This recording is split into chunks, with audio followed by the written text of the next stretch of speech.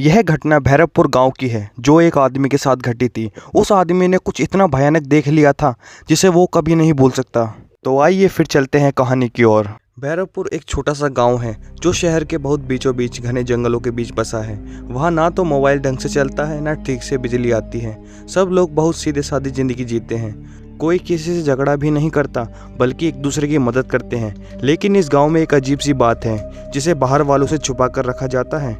यहाँ एक सख्त नियम है, जैसे ही सूरज ढलता है कोई भी इंसान घर से बाहर नहीं निकलता।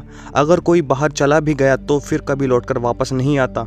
राकेश जो शहर से गांव आया था, अपनी दादी की तबीयत खराब होने पर। राकेश पढ़ा लिखा था और इन बातों को अंधविश्वास मानता था। उसे लगा गांव वालों ने भूत की झूठी अफवाह फैला रखी है जिससे पूरे गांव को बेवजह डरा रखा है। राकेश ने एक प्लान बनाया कि वह आज रात होते ही घर से बाहर निकलेगा और वो देखेगा कि सच में भूत है या नहीं, या किसी की साजिश है। जैसे ही रात के 11 बजे वो सबके सो जाने के बाद हाथ में मोबाइल की टॉर्च लेकर बाहर निकला। चारों तरफ गहरा अंधेरा था और बस सन्नाटा। उसे दूर एक मंदिर से हलचल महसूस हुई। उसे लगा कि किसी की शरारत है। वो मंदिर की तरफ बढ़ने लगा और बोला, कौन है जो मजाक कर रहा है? अगर एक बार हाथ में आ गया तो छोड़ूंगा नहीं। पूरे मंदिर में अच्छे से देखने के बाद भी उसे कोई नहीं मिला। उसे काफ़ी अजीब लगा।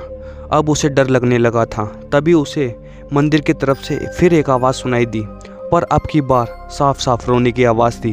वह धीरे धीरे आवाज़ की तरफ बढ़ने लगा। उसे एक बूढ़ी औरत बैठी हुई दिखी।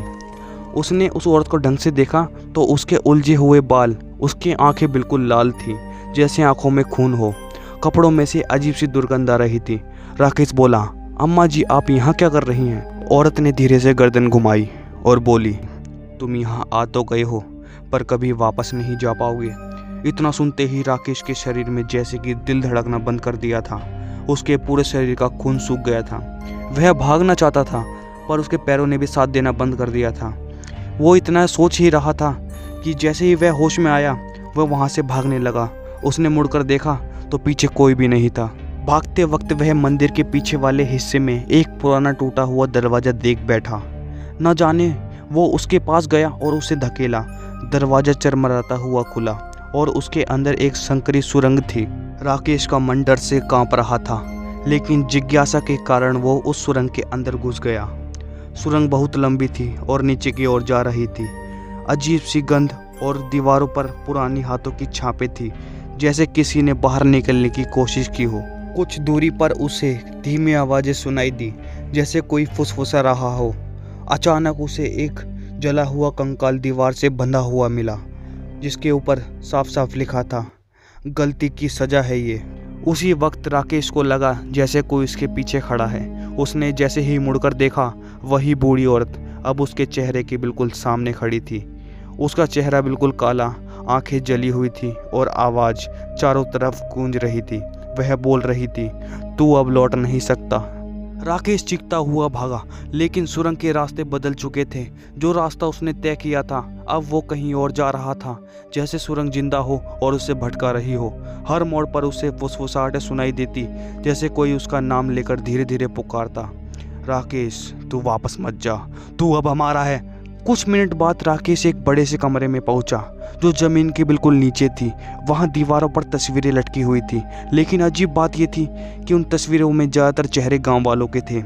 उनकी आंखें फटी हुई थी, जैसे उनने मरने से पहले कुछ भयानक देख लिया हो। उस कमरे के अंदर बीचों बीच एक पत्थर की मूर्ति थी, वही कमला माई की, जिसकी आंखें अभी बंद थी। लेकिन जैसे ही राकेश ने अंदर कदम रखा, वैसे ही मूर्ति की आंखें खुल गई। वहाँ का माहौल काफ़ी ठंडा हो गया। राकेश ने भागने की कोशिश की, लेकिन उसके पैरों में जैसे जान ही नहीं थी। मूर्ति के पास से एक साया निकला।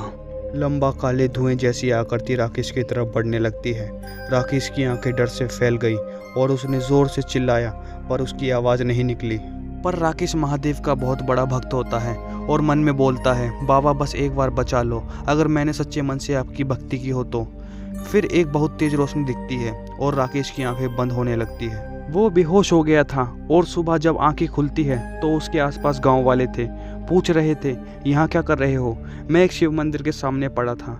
मेरे आंखों से आंसू निकलने लगे थे। मैं मन में भगवान को धन्यवाद कर रहा था। मैंने ये बात पूरे गांव वालों को बताई। गांव वालों के रोंगटे खड़े हो गए थे। मुझे बस इतना याद था कि एक रोशनी दिखी और मैं बेहोश हो गया। दोस्तों, क्या लगता है क्या हुआ था राकेश के साथ? दोस्तों, अगर आपको ये कहानी अच्छी लगी हो तो हमारे चैनल को लाइक करें, सब्सक्राइब करें और कमेंट में मुझे बताएं कि आपको और कौन सी डरावनी हॉरर वीडियो चाहिए। मैं आपके लिए ले आऊँगा। जय हिंद।